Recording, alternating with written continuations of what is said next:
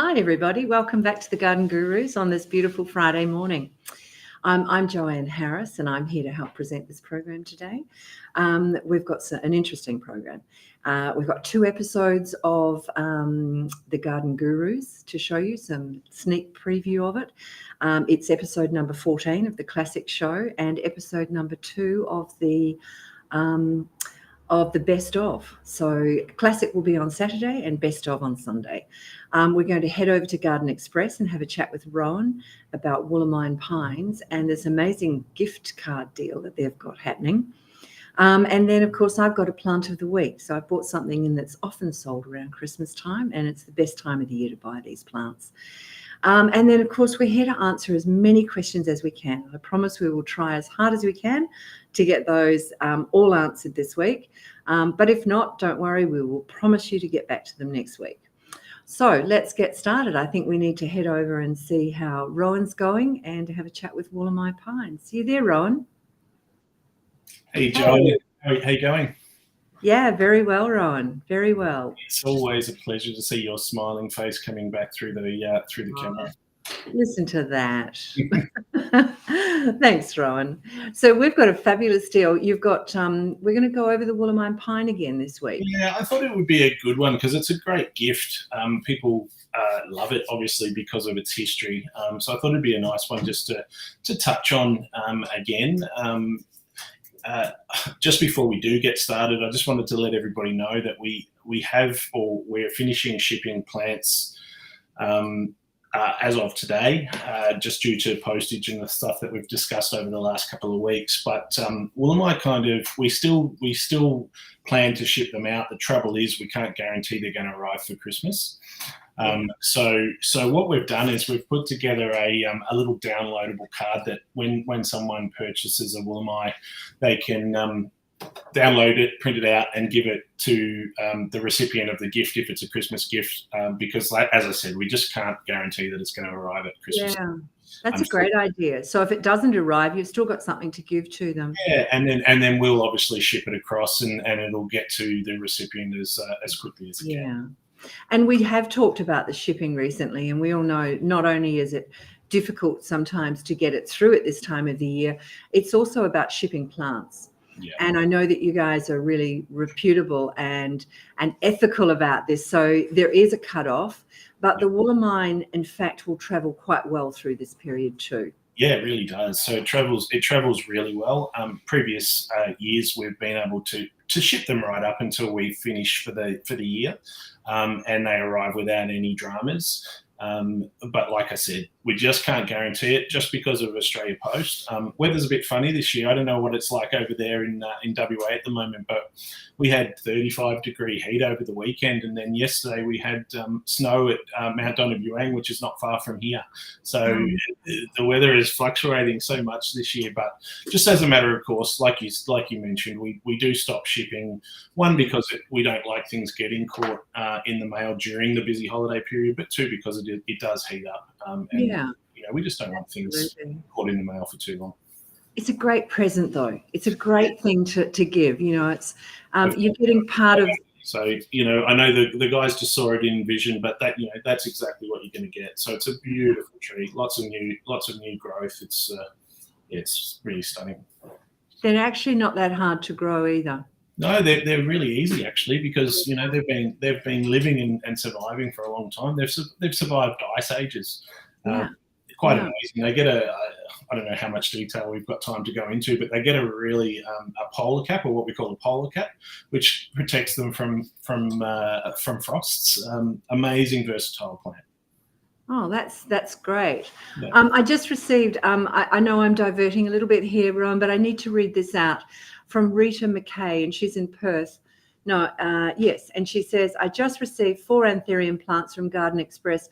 I'm in Perth. They arrived well packed and well hydrated. That's great to hear. So I think that's good news, and I think everyone needs to know that when you do order plants online, it is safe. It is people like Garden Express.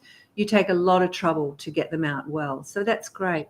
Well, we've been doing mail order for 70 years next year, Joanne. I don't know if you were aware of that, but it's been 70 years since we've been shipping them out, and then 22 online. So we're we've been doing it for a long time, and we've mastered the process pretty well. Yeah, absolutely you have. So it's good to know, and it just gives people confidence with it. Now, the other thing you've got happening is a really good deal on gift vouchers. Yes. So being that we can't ship plants right now, we've reverted our energy into gift vouchers. So what we've done is we've put together 4 fixed price gift vouchers. And we're giving 20% extra value on each of those. So if you were to buy a $50 gift voucher at the moment, you'd get $60 worth of value, $120 worth of value. If you were to spend $150, you get $180 worth of value. And then obviously if you spend $200, you're getting $240 worth of value. So it's a nice gift for someone, but it's also a pretty nice gift for yourself. Well, it's a nice gift for yourself. I mean, that's amazing. And I was thinking about this morning after I read the promo, and I thought, gee, I need to look at something like that for my own shop. I think it's a fabulous deal. Yeah. And I also know that just recently I've ordered my bulbs through your other company. Yep. And ready for next year. So anyone buying these gift vouchers, someone can get online at their own leisure and start buying and preparing for, say, February, March, when the bulbs are coming out. Absolutely. Just keep that one quiet, because, but yeah, it's like getting 20% discount right off the bat. So well worth it. Okay. All right. Well, look, we'll see you next week, I presume. Yes, we'll be here. It'll either be Dave or myself. So yeah, I look forward to chatting. All right. Again. Well, I look forward to chatting with you again. Always nice to speak to you. You too. Thanks, Joe. Thanks a lot, Rowan. All right. So get on to that. I mean, who gives away dollars in their gift vouchers? I think that's fantastic. All right. So, okay. Our first question here, and we're on to Wollemi pine. So David Gatton has asked, can you help me with my Wollemi pine? It is about 10 to 15-year-old now. Am I able to take a cutting off it? And do I need to plant it in the ground soon? Thank you for your help. Okay, so the Wollemi pine, that's it's a good looking pine that you've got there. You've got it in quite a small pot, and although they don't need a big pot, and they certainly, when you're potting them on, David, you probably know this, you don't want to take them up too large. You want to be able to make sure that the roots can grow quite fast to the side of the pot. So as much as they don't want to be pot bound, they like to be tight in a pot. However, if you were to not want to plant this into the ground, if you didn't have the right position for it and it was easier to grow in a pot, and you've obviously done a good job of it so far, I would be putting it into a slightly bigger pot at this moment. Now, as far as propagating that and taking cuttings off it, I guess the one thing to be mindful of is that when you propagate a pine tree, you're taking it from, and Wollemines like to have sorry, that was my phone going off. The Wollemi pine will propagate better from cuttings if you take the whole branch. Now, I don't mean the whole large branch. I mean the little branches off the branch. Okay. But when you're doing that, so that's how they propagate best, to take the whole branch and not cut the top. Usually when you take a cutting, you'll cut the top off and then you'll cut parts of the leaves off. Don't do that. Not with the Wollemi. It actually grows better and propagates better if you don't. However, what you are also leaving is your pine tree vulnerable to fungus and other pests and diseases that can get in from where you've cut it. So as much as you might want to cut off 20 cuttings, you've got to keep in mind that that may in fact leave your plant vulnerable. So be aware of that. And you might want to think about waiting for the seed. Now, the seed of the Wollemi only comes at around about, I think it's about 12 years. Now, I know that your tree is around about that size, but it may not give off seed as well if it's not potted well. Okay, so the female seeds are at the top, and they're in the usual cone shape that you see, and then the male seeds are at the bottom. So they're and they're long and thin. Okay, so the female seeds can take 18 months to actually develop, but once they've developed, every scale will give you a seed. And how wonderful if you could actually propagate and be able to to give away as many Wollemines as you can. That would just be a fabulous thing to do. So can you plant it in the ground? Yes, you can. Just make sure that you've got a really good place to put it. As much as they don't need a lot of fertilizer, they are growing in an area where a lot of foliage, etc., and debris will drop. And so the ground is probably full of amazing microbes, and it will have its own fertilizer factor in there. So keep that in mind, that when you plant it, put it into some good compost, and don't overfeed it, but give it some, maybe a half-strength sea salt would be really good. David, that was a great question. Came in at an appropriate time. Okay, so Tyson. Hey, Tyson, good morning to you. All right, so we've got 2 rose pictures here, and Tyson would like to know, could I ID these for you? Tyson, it's really hard to ID a rose if the photo isn't up close and I'm not able to really move in on that photo. As I zoomed in on your photo, it just went really blurry, so I was unable to get it. Nor am I a rose expert. I can tell you quite a number of roses, especially the ones I grow, but I'm not sure what these 2 roses are, especially from your photo. Next time, Tyson, can you send us a much higher resolution, and then I can zoom in and have a look at it. What I would suggest, though, is go to a rose farm. And I know that from Baronia, there's quite a few around you. I think the one I know would be Newstead. So try ringing Newstead and see if you can get an email address off them. Send in a little bit better photo, and they'll certainly be able to help you with that. Now, we're going to move on to Shaylee's question at the same time, because Shaylee has also sent in some roses to be ID'd. And thank you, Shaylee. The photos are great. Normally, I would say this is a that and this is a that, but I have no idea what they are. So what I'm going to say to you is, I see that Shaylee's in Perth. I would contact Melville Rose Farm. Speak to Robbie up there and get an email off him and send those up to them. Melville's are probably one of the most professional rose growers in the country, in fact. And perhaps it's an appropriate time to say rest in peace to Bob Melville. Bob Melville was an amazing rose grower. He was a rosarian. He was an amazing man, and Bob passed away last week. Very sorry for the family and to all his friends. However, Robbie is up there. Robbie is Bob's son, and he's an amazing rosarian himself. And his wife, Kathy, could help you. So get in touch with Melville Rose Farm. One thing I will say to you, Shaylee, from your photos, is that I can see you've got a bit of black spot happening on there. So maybe get something, an eco fungus, or a Rose Pro is another good product that you can use.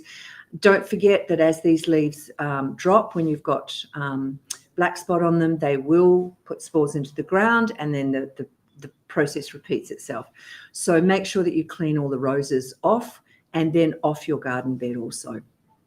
So I'm really sorry to you 2 guys that I don't know enough about roses to be able to give you the exact answer, but at least I've given you somewhere where you can go and get that answer. So I hope that helps you both. Okay, hi Gray, and Gray's in Melbourne. Now, hi team, Trevor advises how to keep the possums off my backyard bliss lily pilly. Well, that's really great, because I kind of like them, don't they? And they destroy them.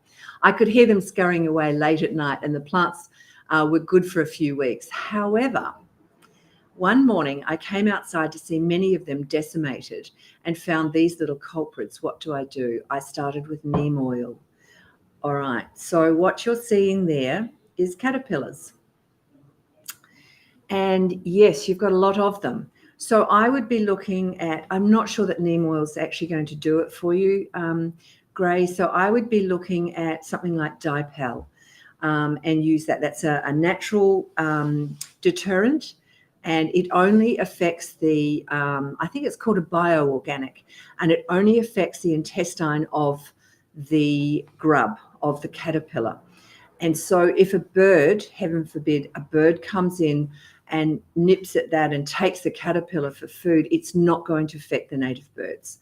So, and anything else too, you know, you wouldn't want to drink it, but you could almost drink it. It's safe for you. It's only going to affect the caterpillars.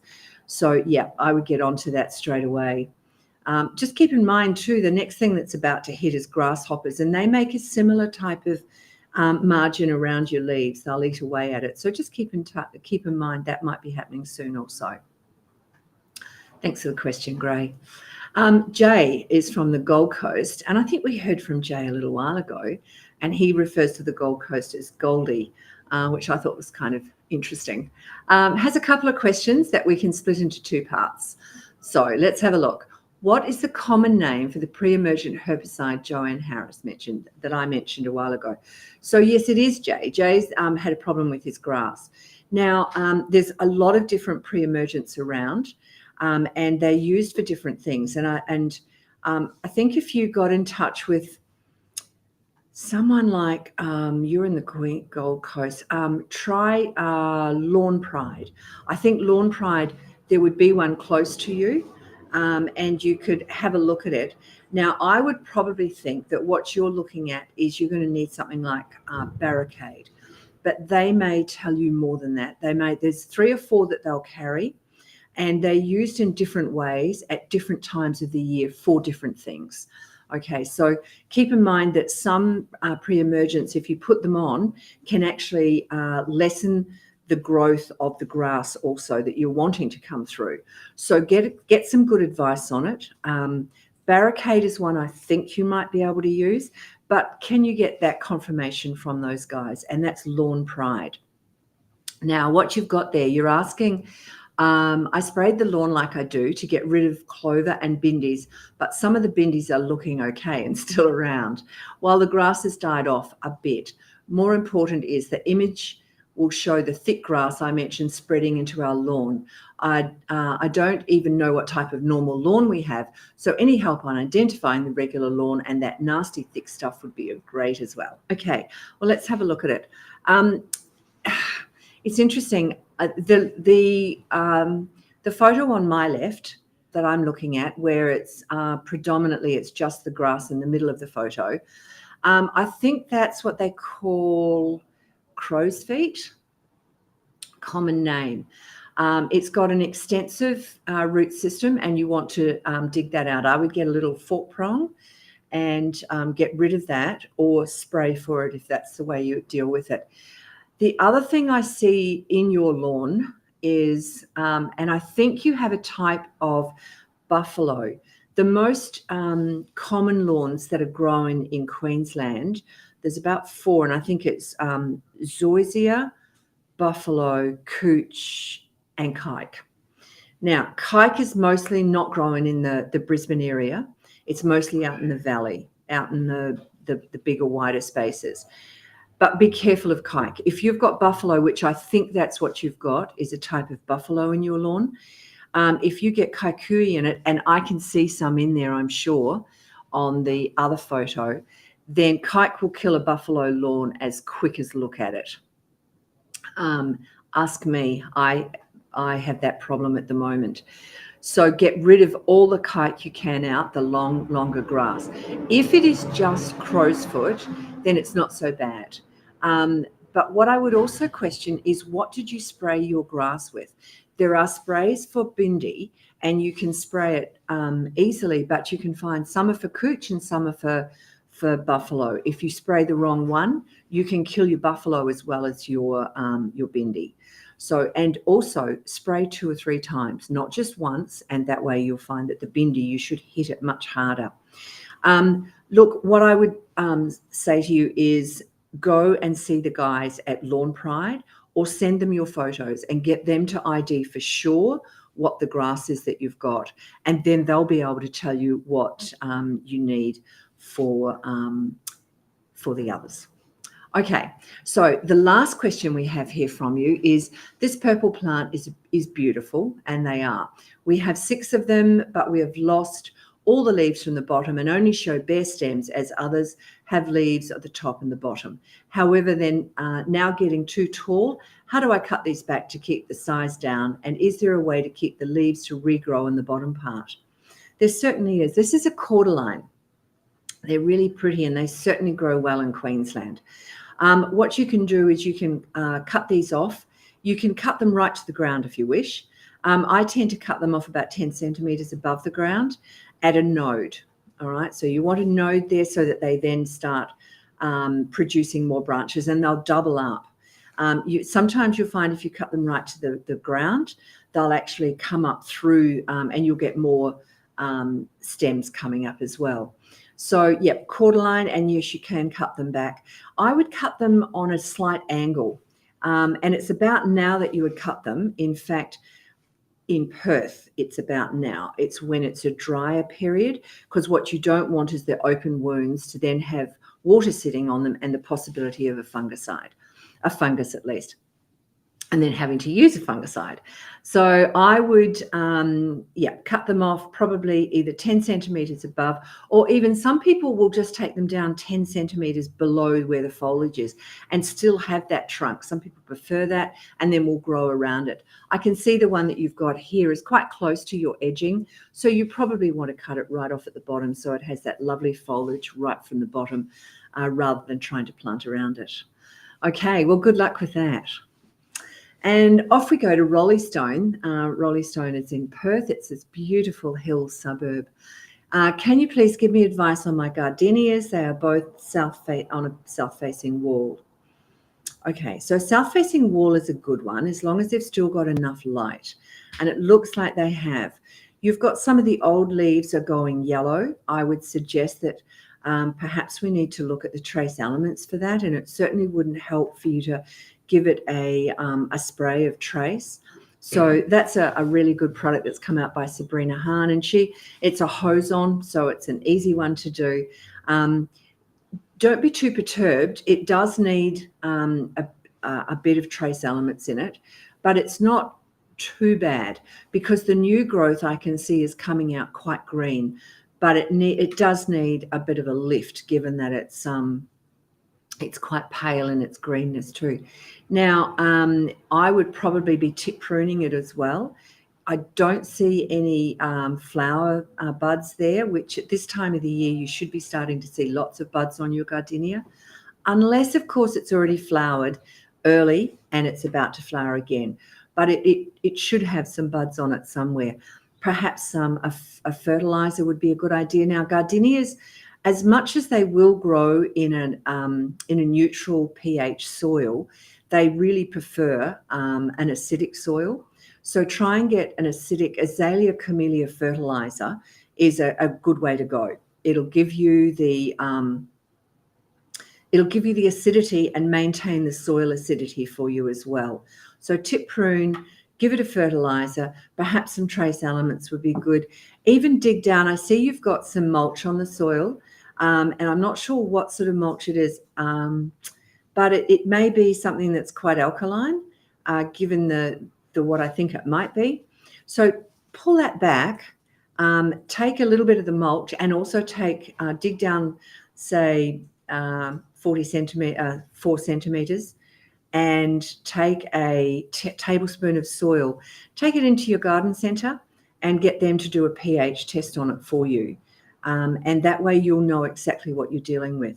Keep in mind that they are a very shallow rooted plant also, so you want to make sure that plant is really well covered with some mulch over the summertime and in the wintertime when it gets cold. But otherwise, and I would also give them a little bit of a tip prune. Don't take too much off them at this time of the year. But if you start tip pruning them now for the next couple of months, you'll find by the time autumn comes, they'll be much thicker and bushier and look a lot nicer for you. All right, I hope that helps you, Kerry. Heather is in Newcastle, so we're heading back over to New South Wales. And I now, I have this tree in a large pot, but unfortunately it's become root bound and the water won't drain. I didn't want to smash the pot, but due to the size of the tree, I don't know what to do with it. Any suggestions?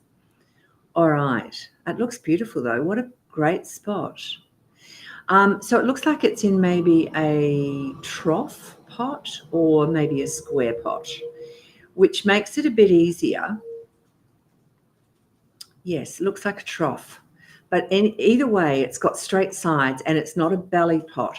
It doesn't go like this, where you get roots on this outside bigger than and you're not able to get them through the middle, through the top of the pot. And that way you do have to smash the pot.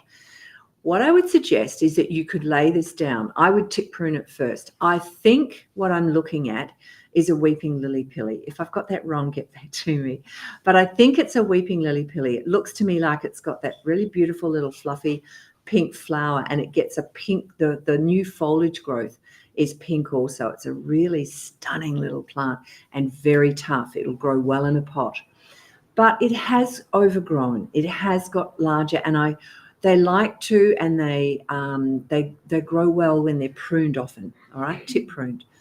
So I would say that the foliage at the top is quite open, and I wouldn't be bringing it down, I wouldn't take the whole top off, but I would certainly start bringing it down again. I would take it down a third, and then in a few weeks' time, when you see it starting to grow up again, I'd take it down another third. I would suggest that it needs a slightly bigger pot than it is. It's doing very well considering the size of the pot. Now, rather than having to smash the pot, I would lay it, and it looks to me like you've got enough space to do that. I would lay it down, pull the foliage up, lay the pot down, and then go around the back of the pot where the holes are, and you're going to need to remove some of those roots so that the plant can then be pulled out from the pot. I'll often get like a very large saw, like my pruning saw, and I'll run it down the side of the pot between the pot and the plant, and that just loosens it away. You'll find that some of those roots will go in. It looks like it's a terracotta base pot or a ceramic pot, and it may actually have fastened itself to the sides. So I loosen it like that and then gently pull that out. You may have to go with your secateurs at the back, cut the roots off, or even dig in slightly, which sounds a bit obscene, but dig into it, and that way you can pull the plant out itself. I would then be inclined to use that pot for something else and get yourself a slightly bigger pot. And that way you can gently and carefully grow the tree back up to the size it is, but it'll be much fuller for you. Good luck with that. All right. Oh, and before you start, give it a half strength of some sort of seaweed solution. And also when you're potting it, maybe do that for the roots also. So do the foliage and then do the roots as well, but only do a half strength. That's all it needs. Okay. Okay, so Lauren is in Ringwood, and how will I know when it's time to harvest my potatoes? I've planted, I have determinate and indeterminate, and don't know if I have to wait for them both to die down or if I can start digging them out now. How long can I store them once I harvest? Okay, so easy one to know when the plants start dying down. So when the tops start dying down, either way, determinate or indeterminate, that needs to happen. And then also, how long can you have? Yes, you can harvest them once they're doing that. I sometimes go in and pick out some of the smaller ones, have some nice little baby potatoes, but you want to leave some of them to get that good size. When you dig them out, if you want to keep them as long as possible in a dark area, leave some of the dirt on, and that way it saves them also, it helps them. In fact, if you buy potatoes in New Zealand, you get chunks of dirt on them. Yeah. All right, so now we're going off to have a sneak peek at the Garden Gurus episode 14. Let's enjoy that. I was listening to that song on the radio the other day, Who Let the Dogs Out? And when I got back here to the garden, someone had. Old-fashioned sprays, the ones we all know and love to hate, that is, have a number of failures in design. So when the team at Holman told me they created this, a pressurised sprayer that you don't have to manually pump up, I went, that is incredible.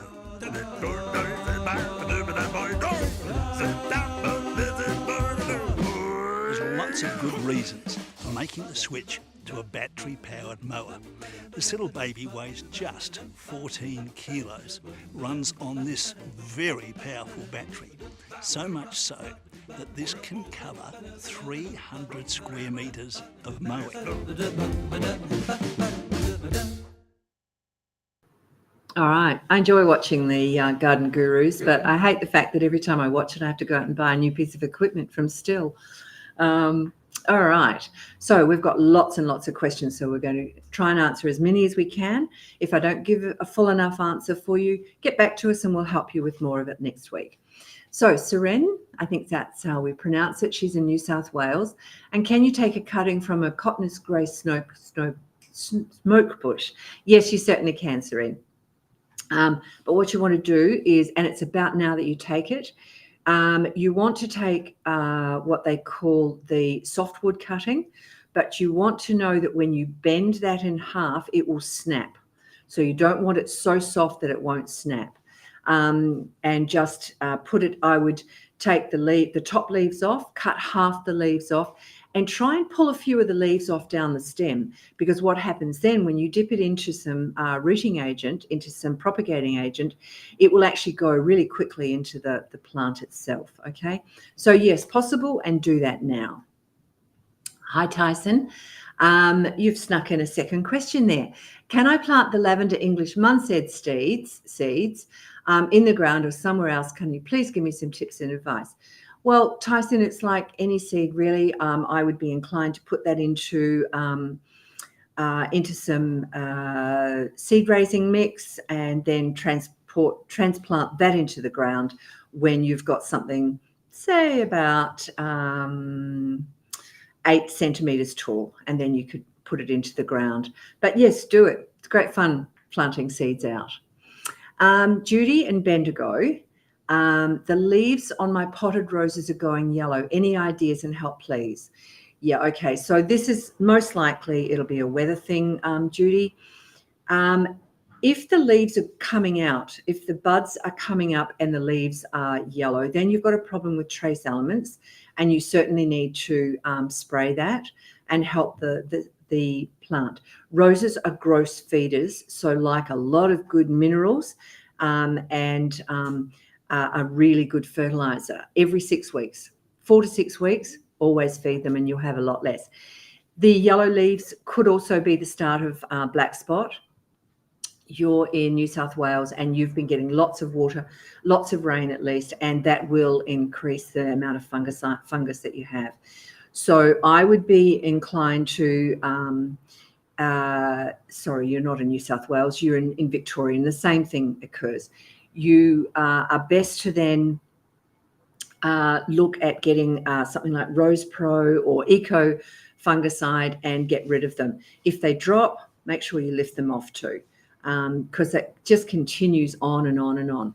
But if you get hold of it, your roses will be fine. You can pick those leaves off also, and then anything that's dropped on the ground, pick those up. All right, so good luck with that, Judy. Now, Keith we are going to New South Wales now, and Keith is in Moorebank. Why my lychee tree is flowering when it has already given us fruit in January? They fruit every 2 years. Think it's a climate thing where lychee trees grow in a semi-tropical climate. They will give fruit every year. Friends in Mauritius say they give fruit every year. All right, well, the Mauritian variety will. That was what I was going to say to you. If you've got a variety called Mauritius, or some of the ones from Mauritius, you'll find they will fruit most year. In Perth, I know in Perth they will grow. Sometimes they'll only fruit once out of every 3 or 4 years.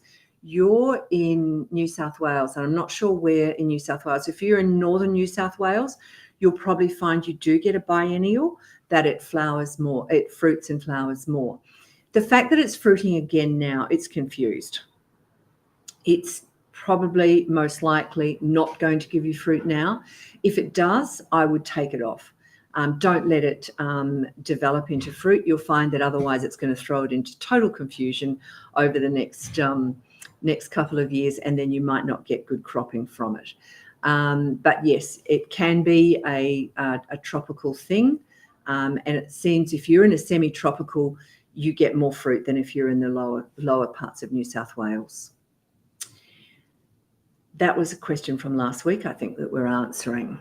Okay, Terry's asked, what should I spray for downy mildew on grapes? Okay, downy mildew, I would be spraying Mancozeb Plus, and that will certainly help it. For those that you don't know downy mildew, it starts on your grapevine as a yellow, it's a small water-soaked type spot, and then it turns bright yellow and it becomes quite angular. So you can recognize it once it hits that thing.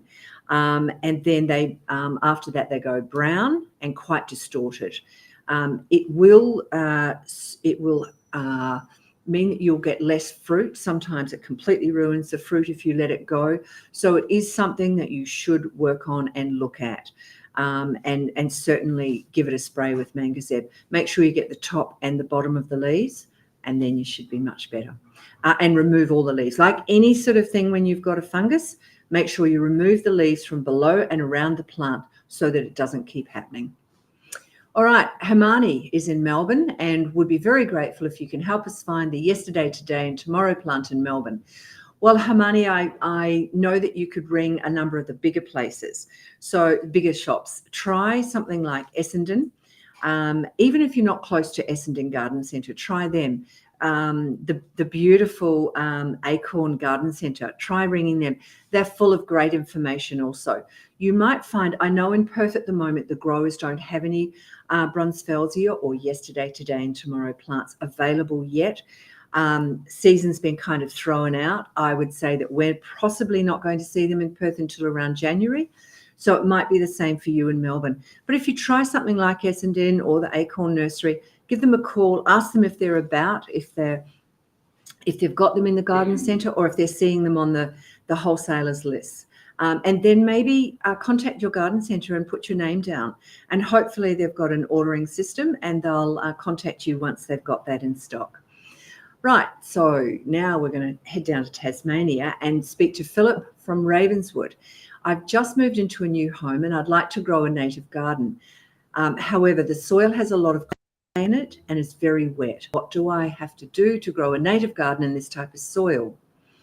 All right, so the first thing I would consider is going to a native nursery in Ravenswood or contact one close to you and ask them the sort of plants that grow well in your area to start with. Then explain to them that you do have clay soil. I would be getting some gypsum and I would work that clay. Make sure you get lots of humus into the soil, lots of mulch on the soil. It'll work its way down and certainly make the clay more open so that the water and the nutrients can follow the roots down. That's what you're looking for. There are lots of native plants that will grow in heavier soil and certainly in your area. But I'm not an expert on what grows in your area in Ravenswood. So try going to one of your experts and try a garden centre and they'll give you the answers. Yeah. All right. So now we're talking to Carol and she's in Wodonga. And I have a camellia which has copped a dose of weed and feed, unfortunately, is it browning off? And I'm wondering if there's a chance for it to come back. Yes, there is a chance for it to come back as long as it hasn't got too much. But I would be watering it really well and try and flush that out of it, water the foliage as well as. And if not, I'm sorry, but you have got a chance. David, thanks, Carol. David in Central Coast of New South Wales says, g'day. I have a quick question. I have been given a 7-foot frangipani tree without any roots, just a tree trunk. Is it possible to replant it and save the tree? Any advice? Yes. Let it dry out slightly. And then they have very small root systems. I would be putting it into the soil. I would prop it up. So you're going to need to prop it up and hold it on both sides, maybe 3 sides, so that it doesn't blow over because they have small root system anyway. And just make sure it goes into some good soil and keep it well watered. And it should, don't overwater it though, because you will rot it. All right. Thanks, David. Ian from Perth, a few weeks ago on the show, you had a fruit tree called lucuma. I think you said it was from South America. My question is, how or whereabout in Perth can I get one from, please? Really hard in Perth to find one.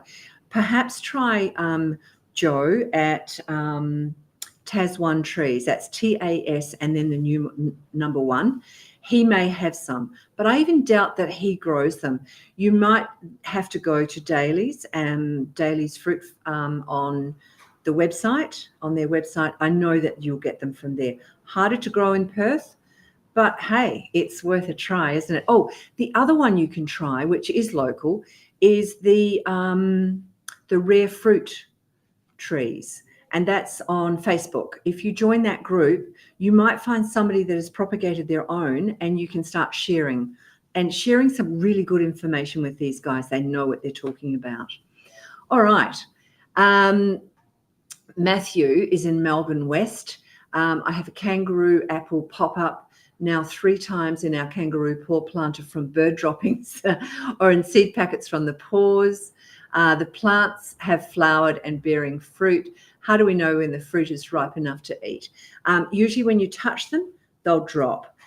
Also, they'll be slightly softer. So that's generally when you can eat those. How lucky for you that the birds do that for you. All right, and Paulie, who's in Perth. Thanks, Matthew. Paulie's in Perth, and he says, "Hi, team. I have a small problem. I bought a very good quality Sproutwell greenhouse house kit from Victoria in the idea of putting it up over the weekend. However, I've injured my shoulder, so I can't do it." I'm very sorry to hear that, Paulie. Do you know anyone in Perth that may be able to assemble it for me? Look, I don't, Paulie, but what I would suggest is that you could try something like Shalom House, who have workers always willing to do some good work. Or is it Airtasker? I think it's called Airtasker. Try someone like that. Or look in your local paper for a local handyman and interview them and ask them. I'm sure they'll tell you whether they can do it or not. Hope your shoulder gets better soon, Paulie. Okay, still in Perth, and we're in High Wycombe. And Karen has said, "Morning, everyone. First timer here. I was wondering if it's possible to graft," this was last week's question, "graft a bougainvillea onto an ovata jade plant. They are in pots." Look, I'm not sure why you'd want to. I don't think it would work. Ovata jade is a succulent, and it's in a very different family to the bougainvillea. I'm not sure that that's possible. However, if you are going to give it a go, and, let's do it, let's give it a go, let's know how you go with it.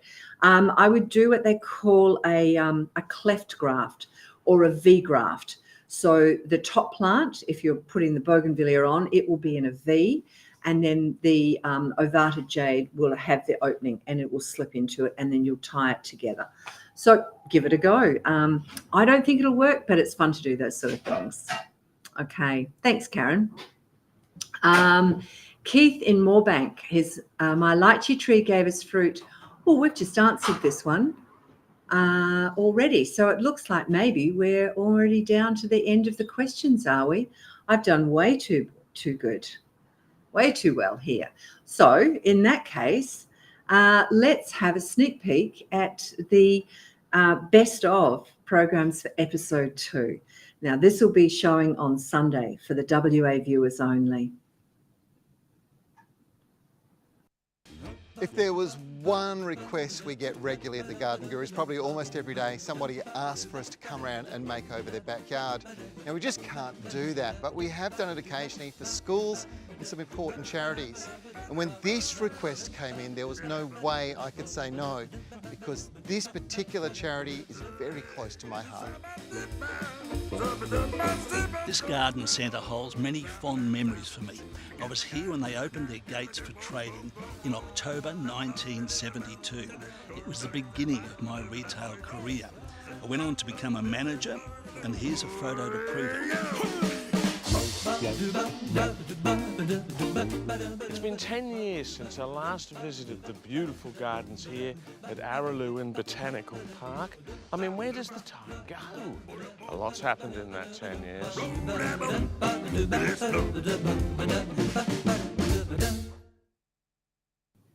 Okay, guys, so that should be fun to watch for the WA viewers. That's Sunday, this Sunday coming.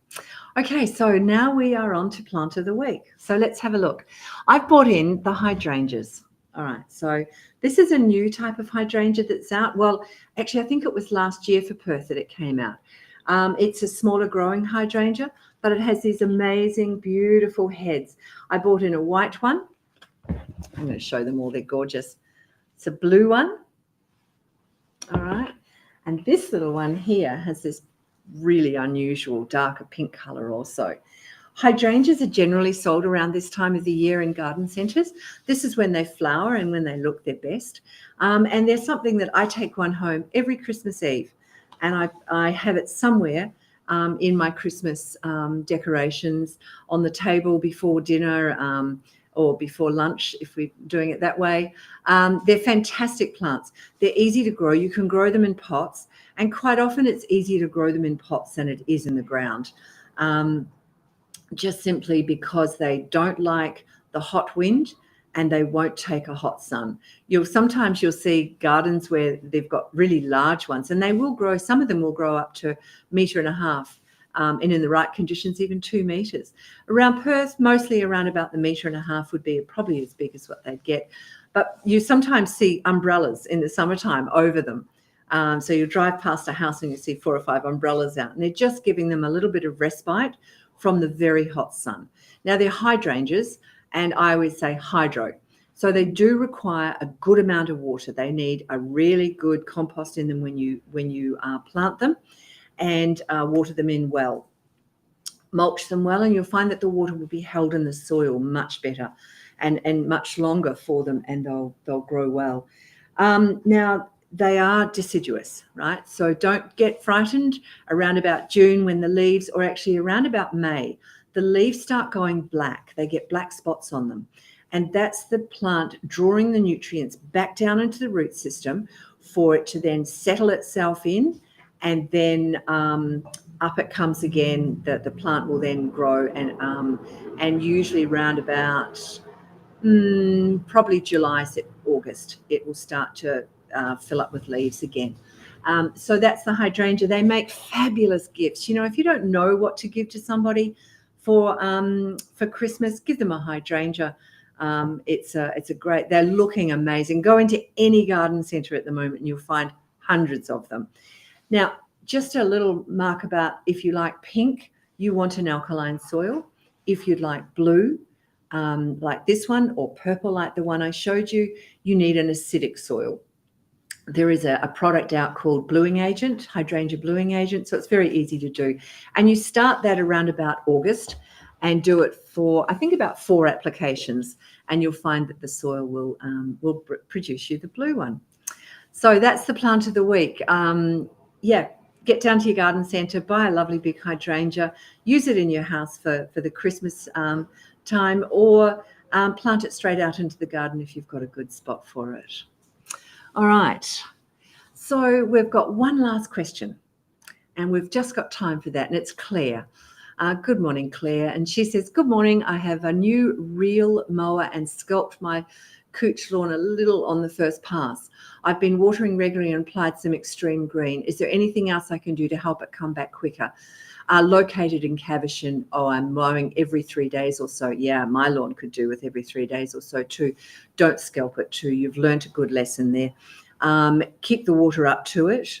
But I would also, you could apply, and you've put extreme green on. What I want you to really be aware of is that whatever lawn fertilizer you use, make sure that it has really good high nitrogen and a really good phosphorus rate too. Not too high, sorry, but enough that it grows a really good root system. If you've got a good root system on your lawn, it will take a little bit of scalping if you accidentally do that. Everybody should be lifting their mowers at this time of the year and keeping it slightly higher. Okay. And just make sure, if you're in Caversham, you're on very sandy soil. So you want to make sure that you've got wetting agent and that the water is not pooling on the top of the soil or running off on the edges. So get some wetting agent into it if you feel you need it. Drive that wetting agent down deep and watch that grass come back. All right. So that was today's show. Make sure that you hit the like button for us. We really appreciate that. Thanks so much for all your questions today. There's been lots of them, and I'm sorry if we didn't manage to reach them, or if we didn't answer them fully enough for you that there is extra to be answered. Give us a call next week. Send them in, and we'll see if we can't answer it even better next week. We'll be back next Friday at 9 a.m. Western Standard Time. Remember, you can always jump onto the website for previous stories from The Garden Gurus at thegardengurus.tv or on our YouTube channel, thegardengurus.tv.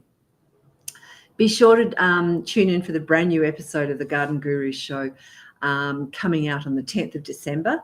And for our WA viewers, we've got another special episode, The Garden Gurus Best of Show. I hope you've enjoyed the show today. It's gone very fast. Get your questions in next week, and happy gardening for the rest of the week. Thank you.